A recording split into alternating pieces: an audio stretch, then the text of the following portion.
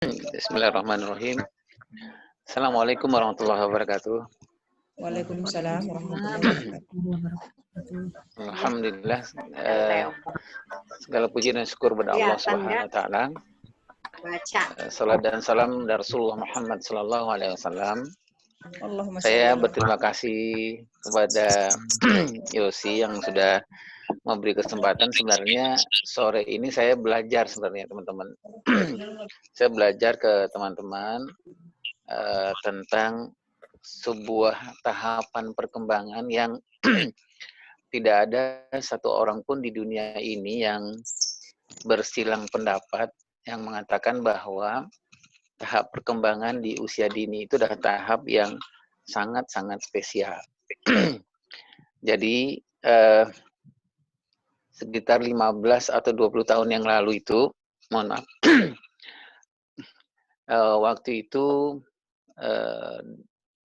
Dirjen PAUD itu masih dipegang oleh Profesor Fazli Jalal waktu itu. Jadi kita hampir seluruh dunia, praktisi parenting di seluruh dunia waktu itu berkumpul di Denpasar, Bali.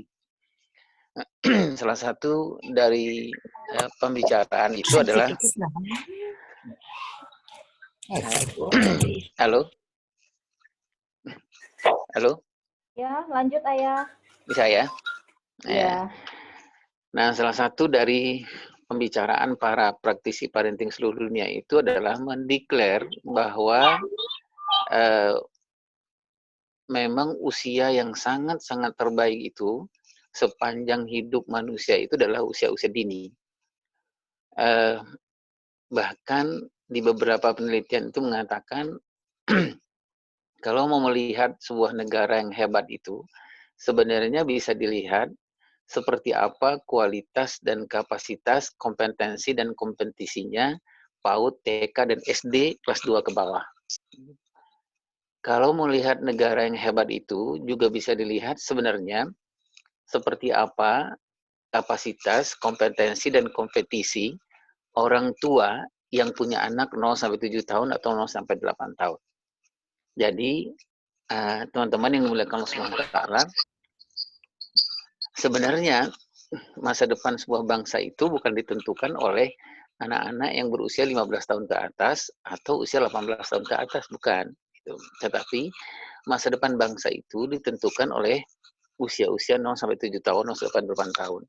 Nah, saya minta izin kepada teman-teman semua untuk tidak menggunakan terminologi. Saya melihatnya ke usia saja ya, ke usia saja. Nanti di diskusi kita saya terminologi ke usia saja, tidak ke usia dini, ke remaja, dewasa dan tidak gitu. Ini ke usia saja. Nah, jadi kalau begitu, semua orang yang terlibat, apakah di pengasuhan atau di pendidikan anak usia dini, itu adalah orang-orang yang sangat-sangat spesial dan orang-orang yang hebat. Itu karena orang-orang yang terlibat di pendidikan dan pengasuhan di anak-anak usia 0-7 tahun, 8 tahun itu akan menentukan seperti apa bangsa ini ke depan. Nah, itulah sebabnya tadi saya bilang bahwa saya sangat bersyukur sekali bisa belajar dengan teman-teman semua yang sudah berpengalaman puluhan tahun megang anak-anak di usia dini. Nah, judul diskusi kita sore ini adalah ajaibnya usia dini. Nah, kalau ajaib itu kalau saya melihat di kamus bahasa Indonesia, ajaib itu adalah sesuatu yang apa ya, yang menakjubkan. Sesuatu yang sangat-sangat spesial. Sesuatu yang tidak ada taraknya, tidak ada bandingnya, gitu. Jadi kalau begitu, usia dini itu adalah sesuatu yang memang nggak ada bandingnya. Nggak ada usia yang terbaik yang Allah berikan. Semua kehebatan potensi anak itu ada di usia dini ini. Gitu. Oh, apakah saya mengatakan bahwa potensi anak usia 8 tahun sampai 15 tahun itu tidak sehebat anak usia dini? Oh iya, gitu. Apakah potensi anak 15 tahun ke atas itu tidak sehebat anak usia dini? Usia dini adalah potensi, hampir seluruh potensi terbaik itu ada di usia dini. Jadi kalau guru-guru atau orang tua yang tidak memahami tentang anak usia dini, berarti nanti dia akan berbuat menentukan seperti apa bangsa itu ke depan. Nah, gitu ya, teman-teman yang dimuliakan Allah Subhanahu wa taala. Baik. Kalau kita ngelihat di Al-Qur'an itu bagaimana Allah menyampaikan usia dini itu adalah usia yang sangat-sangat spesial. Yang seperti yang teman-teman semua ya, karena saya yakin setiap orang yang terlibat di usia dini itu pasti hafal dengan ayat ini. Ya, kita ngelihat di An-Nahl 78 itu. Dulu saya pernah belajar dengan beberapa orang syekh di Qatar dan di Malaysia, kalau semua orang yang terlibat di usia dini itu, apakah orang tua, ataukah anak, ataukah guru-guru, pasti salah satu rujukannya adalah An-Nahl 78 ini. Yang Allah sampaikan, wallahu akhraja min butuni ummahatikum la ta'lamuna syai'a wa ja'alakum sam'a wal absar wal afidah. Jadi usia dini itu intinya cuma 3. Gitu ya, teman-teman ya. Saya mohon maaf nih, nanti tolong dikoreksi ya, teman-teman ya. Usia dini itu kurikulumnya cuma 3. Fokus kita cuma 3. Apa itu? Yang pertama adalah waja'alakum sam'a, pendengaran dulu. Yang kedua adalah al-basar, penglihatan. Yang ketiga adalah hati nurani. Jadi basicnya kalau orang punya anak 0-7 tahun, 0-8 tahun itu, apakah dia seorang guru atau seorang tua, basicnya yang paling utama adalah bisa nggak dia menjaga dan menghebatkan pendengaran anaknya, bisa nggak dia menjaga dan menghebatkan penglihatan anaknya, bisa nggak dia menjaga dan menghebatkan hati nurani anaknya. Cuma 3 itu. Nah, ayah bunda yang dimuliakan Allah Subhanahu wa taala, bagaimana dengan penelitian-penelitian di dunia barat, di dunia parenting barat, bahkan di dunia barat, parenting barat itu, bahkan ditemukan anak-anak 0-7 tahun, 0-8 tahun itu, Allah memberikan kemampuan untuk menyimpan segala sesuatu lewat pendengarannya itu, dia bisa simpan antara kata-kata itu bisa antara sampai 3.000 sampai 5.000 bahkan sampai 6.000 kata-kata per hari. Itu bisa dia simpan lewat pendengarannya. Jadi kebayang ya ayah dan bunda ya, kalau ada ayah ibu yang punya anak 0-7 tahun, 8 tahun, atau seorang guru yang pegang anak 0-7, 8 tahun, berarti memang salah satu persyaratannya itu adalah dia memang harus banyak hal yang dia harus dikuasai. Salah satunya dia harus menguasai Al-Quran. Kenapa? Karena yang paling tidak ditolak oleh otak anak di umur 7-8 tahun itu adalah kalimat-kalimat thayyibah yang ada dalam Al-Quran itu. Nah, bahkan ini ketika Syekh Fatihah akan ditanya, kalau begitu orang tua yang punya anak 0-7 tahun dan 8 tahun atau guru yang di umur 7-8 tahun itu, kalau begitu ada syaratnya nggak gitu Syekh gitu. Nah, bahkan ini mohon maaf, bahkan sampai Syekh Fatihahkan itu mengatakan minimal sebenarnya hafal 2 juz 30 atau juz 9. Untuk apa itu? Supaya pendengaran anak-anak yang di umur 7-8 tahun itu sangat gampang mendengar dari ayah dan ibunya, dari guru-gurunya, mendengar Al-Quran ketika dibaca oleh ayah dan dibaca oleh guru dan ayahnya. Nah, teman-teman yang dilakukan Allah Taala, kemudian pendengaran, kemudian penglihatan. Nah, kemudian setelah penglihatan ada lagi yang ketiga yang kita sebut dengan hati nurani. Nah, ayah dan bunda yang dimuliakan Allah Taala, kembali tadi saya menyebutkan ada pertemuan sekitar 20 tahun yang lalu itu, pertemuan di Denpasar, Bali itu hampir seluruh praktisi parenting dunia berkumpul. Apa yang dideklar oleh mereka, salah satu yang mereka deklar adalah An-Nahl 78 ini. Mereka sepakat mengatakan bahwa harusnya anak-anak usia dini itu kurikulumnya cuma 3 ini basicnya. 3 ini. Itu mereka sepakat. Bahkan sebahagian besar dari mereka itu, mungkin yang beragama di luar dari Islam, juga sepakat dengan An-Nahl 78 itu. Nah, ayah bunda yang milik Allah Ta'ala, ini salah satu keajaiban yang tadi saya sebutkan sebagai judul dari diskusi kita ini, begitu ajaibnya usia dini. Nah, mungkin ayah dan bunda sudah lebih menguasai dari saya, pendengaran anak di umur itu pendengaran anak bahkan dia bisa menyimpan yang kata-kata itu, yang kata-kata ribuan kata-kata per hari itu, bisa dia simpan lebih dari 5 tahun, 6-7 tahun, bahkan ada ahli yang mengatakan bisa disimpan sampai 10 tahun.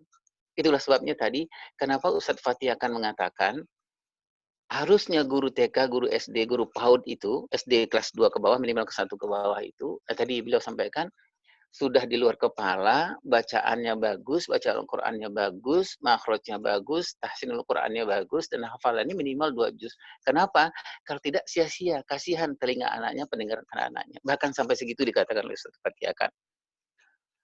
Nah, ayah dan bunda yang melakukan SWT, saya sebenarnya agak deg-degan nih karena teman-teman jauh lebih tahu nih sebenarnya dari saya. Makanya saya berharap nanti mungkin uh, Bu Yosi lebih banyak kita diskusi saja.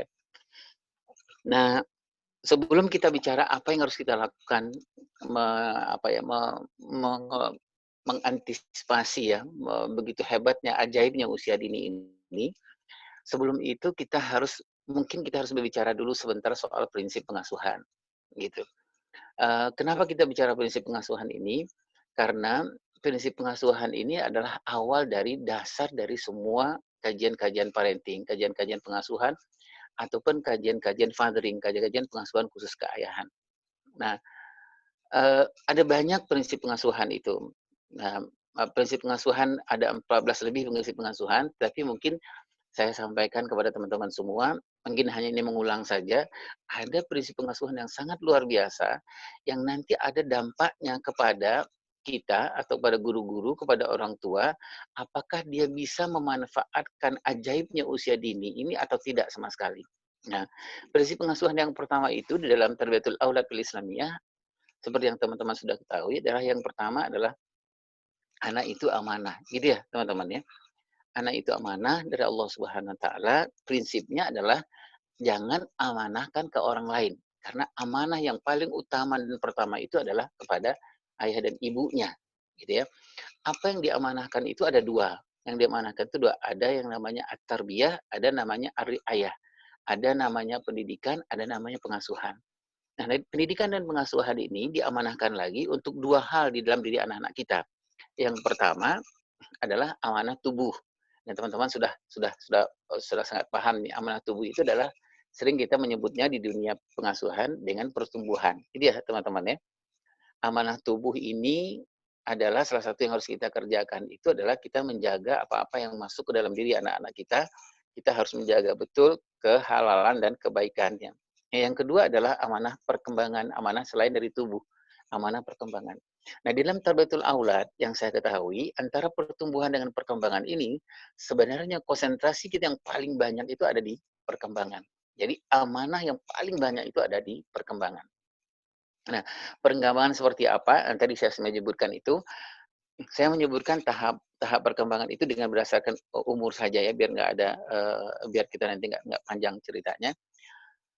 Kalau di fathering itu dibagi 3 tahap perkembangan itu. Ada tahap perkembangan di ilmu fathering, ilmu keayahan itu 0 sampai 7 tahun, 0 sampai 6 sampai 7 tahun. Ada nanti umur 8 sampai 14 tahun sampai 15 tahun. Nanti ada lagi umur 15 tahun sampai ke atas. Nah, perkembangan di umur 7 tahun, 8 tahun itu, kalau di fathering kita menyebutnya itu umur ibu. Umur di mana ibu memang memegang peranan penting. Apa yang harus dikerjakan ibu dengan ayah? Nah, ada 5 yang harus dikerjakan ibu dan ayah. Yang pertama adalah memastikan anak-anak di umur itu mendapatkan kehangatan. Yang kedua, mendapatkan kedekatan. Yang ketiga, mendapatkan kelekatan. Yang kelima, mendapatkan keterikatan. Yang keempat, keterikatan. Yang kelima, mendapatkan keterlibatan. Nah, ibu yang memimpin di umur-umur ini, apakah tugas ayah nggak ada? Tugas ayah yang paling utama itu adalah menghebatkan ibu. Nah, nanti ayah dan bunda yang milik Allah Ta'ala di fathering, ini yang tadi kita bicara amanah perkembangan ya, nanti di amanah perkembangan di fathering itu, di umur 7-8 tahun sampai 15 tahun itu kita menyebutnya umur ayah. Nah, ini kita nggak ada irisan ke sana ya, kita bekerja di PAUD. Tapi hanya sekedar untuk pengetahuan untuk fathering saja, 8-15 tahun itu adalah umur ayah. Nah, umur ayah itu memang ayah yang memegang peranan. Hampir seluruhnya perkembangan anak laki-laki dan anak perempuan itu ayah yang pegang. Ya, kalau di sekolahan itu adalah guru laki-laki yang lebih banyak berpegang. Nah, di umur 8-15 tahun itu amanah mengembangkan anak laki-laki dengan anak perempuan sudah pasti mulai kita bedakan. Gitu ya, ayah dan bunda ya. Nah, anak laki-laki nanti salah satu kurikulumnya adalah, nah tadi mohon maaf, Di umur 7 tahun 8 tahun, kurikulum inti kurikulumnya yang 3 tadi yang saya sebut, An-Nahl 78 itu. Wa ja'alakum sam'a wal absar wal afidah. Bagaimana kurikulum itu basicnya adalah bagaimana kita jaga dan kita hebatkan pendengaran anak kita, bagaimana kita jaga dan kita hebatkan penglihatan anak kita, bagaimana kita jaga hebatkan hati nurani anak kita. Itu 0 sampai 7 tahun. Kurikulum di umur nomor 7 sampai 14 tahun, 8 sampai 15 tahun, kalau anak laki-laki kurikulumnya adalah qawwam. Jadi bagaimana anak laki-laki kita ajarkan, kita latih untuk menjadi qawwam. Nah, di umur 7, 14, 8, 15 tahun itu salah satu kurikulumnya ditunjukkan oleh Nabi Ibrahim di As-Saffat 102 itu. Nah, ayah bunda yang berdoa subhanahu wa ta'ala, nanti umur 15 tahun ke atas tidak lagi menjadi umur ayah dan ibu, tapi sudah menjadi umur orang ketiga selain dari ayah dan ibu. Nah, kita kembali ya, ayah dan bunda yang berdoa subhanahu wa ta'ala, itu amanah, prinsip yang pertama. Prinsip yang kedua adalah, kalau dalam Tarbiyatul Aulad bil Islamiyah itu, prinsip yang kedua setelah dia amanah, yang diberikan Allah Subhanahu Wa Taala. Oh ya, Nah, Bu Irnayanti. Halo? Halo? Iya, Ayah. Maaf Ayah, ini apa namanya, ada yang lagi screenshot, screen share. Bu Irna, mohon di stop share dulu ya. Ya, lanjut Ayah. Ya, baik. Nah, prinsip pengasuhan yang kedua itu adalah kelanjutan dari amanah. Nah, yang kedua itu prinsip pengasuhan adalah tanggung jawab. Nah, tanggung jawab itu adalah amanah yang tadi disampaikan Allah, diberikan Allah kepada kita, dipastikan kalau dalam prinsip kita dalam agama Islam, dipastikan nanti akan ditanya sama Allah, diminta pertanggungjawabannya kelak kemudian hari. Nah, kenapa saya bahas prinsip pengasuhan ini? Karena kaitannya dengan ajaibnya usia dini ini. Guru-guru TK, guru PAUD, guru SD yang kelas 1, kelas 2 ke bawah itu ada menjadi guru yang hebat itu karena dia mengerti prinsip pengasuhan. Karena dia paham betul bahwa ketika dia misalnya gini, ada guru PAUD, guru TK. Dulu saya mencontohkan ke diri saya. Ketika awal saya menjadi guru TK, bacaan Al-Qur'an saya auzubillahi minasyaitonirrajim lah, astagfirullah gitu ya, bacanya nggak jelas. Kemudian kepala sekolah saya waktu itu sudah almarhumah, namanya Ustazah Yoyo Yusro. Itu sudah almarhumah beliau. Nah, Ustazah Yoyo Yusro menyampaikan kepada saya bahwa Pak Irwan, teaching skill untuk anak usia dini itu nanti nomor kesekian. Nah, gitu. Padahal waktu itu saya sedang sibuk pelatihan gitu. Nah, beliau mengatakan teaching skill itu nomor sekian Pak Irwan. Yang paling utama, kata beliau, itu adalah Pak Irwan pastikan kehadiran Pak Irwan di TK dan di PAUD dan TK ini tetap menjaga 3 yang diberikan oleh Allah ini, yang tadi saya sebut An-Nahl itu. Misalnya begini, Pak Irwan, kewajiban dari kita adalah memberikan yang terbaik, suara yang terbaik, hafalan yang terbaik, bacaan yang terbaik kepada anak usia dini. Kenapa? Karena anak di usia dini itu haknya, salah satu hak yang sangat luar biasa itu adalah dia harus menerima, itu haknya dia. Menerima bacaan yang bagus dari guru atau dari orang tuanya. Ini khusus yang tadi saya sebut bacaan Al-Quran. Nah, ayah bunda yang melakukan semua ta'ala, waktunya sudah hampir selesai untuk sesi yang pertama. Nah, 8 menit dua ya. prinsip. Ya, prinsip pengasuhan. Oke. Nah, baik. Saya masuk ke sesi yang ketiga. Sesi yang ketiga ya Bapak Ibu yang melakukan semua ta'ala. Nah, apa yang harus kita lakukan untuk anak usia dini ini menurut fathering ya, teman-teman yang melakukan semua ta'ala. Ada 3 yang Allah berikan itu, yang lewat pendengaran, lewat penglihatan, lewat hati nurani. Ya, teman-teman yang melakukan semua ta'ala. Nah, harus ada 3 juga yang kita lakukan. Yang pertama adalah bagaimana kita, kalau ada yang salah yang anak lakukan, nah kita menunjukkan yang benar, gitu ya teman-teman ya, gitu. Nah, mungkin kita agak berbeda ya teman-teman ya. Kalau saya melakukan pelarangan, gitu ya. Pelarangan itu maksudnya begini teman-teman. Misalnya dia minum tangan kiri, nah saya katakan, gitu ya teman-teman ya, tidak tangan kiri, tetapi saya katakan tangan kanan harus lewat verbal dan kemudian harus ditunjukkan. Nah, kenapa ini? Karena salah satu prinsipnya dalam Tarbiyatul Aulad itu adalah mengajarkan tentang furqan itu kepada anak-anak kita harus sejak usia dini. Gitu. Nah, itu yang pertama. Yang kedua yang harus kita lakukan adalah pembiasaan. Nah, pembiasaan itu adalah kalau anak-anak melakukan sesuatu yang baik, jangan pernah ditunda untuk memberikan apresiasi. Nah, yang ketiga adalah keteladanan. Nah, keteladanan ini ayah dan bunda yang Allah SWT, seperti yang kita ketahui, keteladanan itu di anak-anak kita di usia-usia itu dia melihat apa aja yang di ayah dan ibunya dia akan contoh. Nah, mungkin gitu ayah dan bunda yang Allah SWT. Nah, sekarang yang terakhir, apa tips yang terakhir? Ini menurut saya ya, mohon maaf teman-teman, nanti kita diskusikan. Bagaimana kita sukses untuk menjawab keajaiban usia dini ini? Yang pertama menurut saya yang paling utama itu adalah periksa diri sendiri. Gitu ya teman-teman.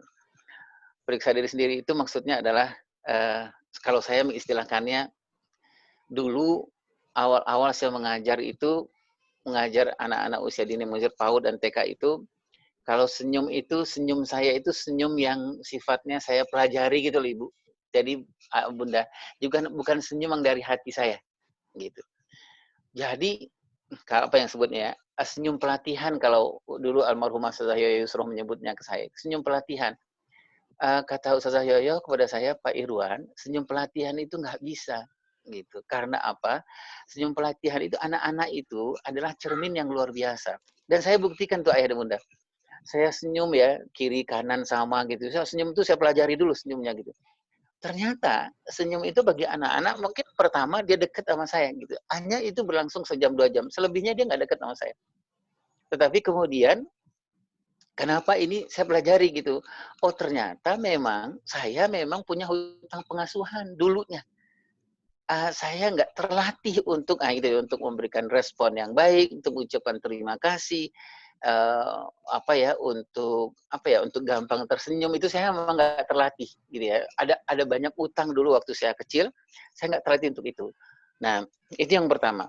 Ayah bunda yang Allah SWT, karena anak kita di usia dini ini memang cermin yang sangat luar biasa. Tadi saya sampaikan ada juga saya cobakan itu. Bagaimana saya ngomong, intonasinya saya latih gitu ya.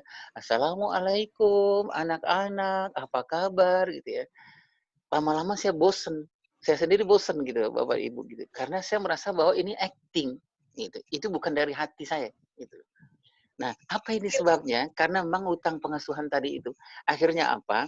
Saya memeriksa diri saya gitu ya. Saya memuhasabahi diri saya, apa yang saya kurang, ya apa yang kosong sebenarnya dalam diri saya gitu. Apa yang menyebabkan saya nggak bisa tersenyum, saya nggak bisa langsung spontan mengapresiasi anak-anak ketika anak berbuat baik gitu.